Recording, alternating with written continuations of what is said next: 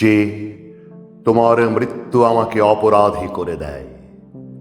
আমার ঠোঁট শুকনো হয়ে আসে, বুকের ভেতরটা ফাঁকা, আত্মায় অবিশ্রান্ত বৃষ্টিপতনের শব্দ, শৈশব থেকে বিষণ্ণ দীর্ঘশ্বাস। যে তোমার মৃত্যু আমাকে অপরাধী করে দেয়। বলিভিয়ার জঙ্গলে নীল প্যান্টালুন পরা তোমার ছিন্ন ভিন্ন শরীর, তোমার খোলা বুকের মধ্যখান দিয়ে নেমে গেছে শুকনো রক্তের রেখা।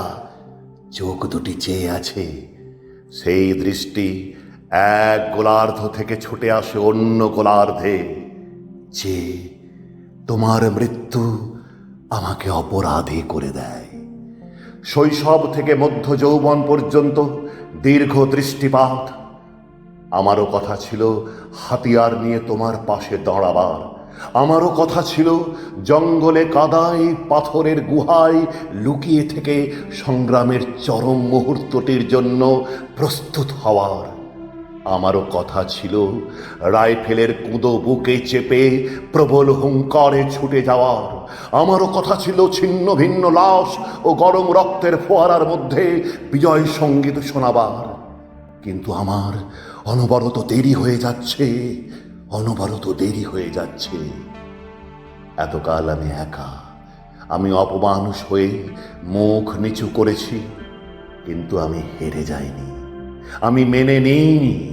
আমি ট্রেনের জানলার পাশে, নদীর নির্জন রাস্তায়, ফাঁকা মাঠের আলপথে, শ্মশান তলায়, আকাশের কাছে, বৃষ্টির কাছে, বৃক্ষের কাছে, হঠাৎ ওঠা ঘূর্ণিধুলোর ঝড়ের কাছে আমার শপথ শুনিয়েছি।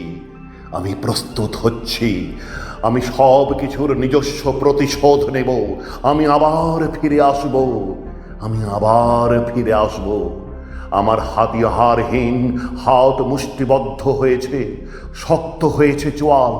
মনে মনে বারবার বলেছি ফিরে আসব। যে তোমার মৃত্যু আমাকে অপরাধী করে দেয়। আমি এখনো প্রস্তুত হতে পারিনি, আমার অনবরত দেরি হয়ে যাচ্ছে। আমি এখনো সুড়ঙ্গের মধ্যে আধো আলো ছায়ার দিকে রয়ে গেছি, আমার দেরি হয়ে যাচ্ছে। যে তোমার মৃত্যু আমাকে অপরাধী করে দেয়।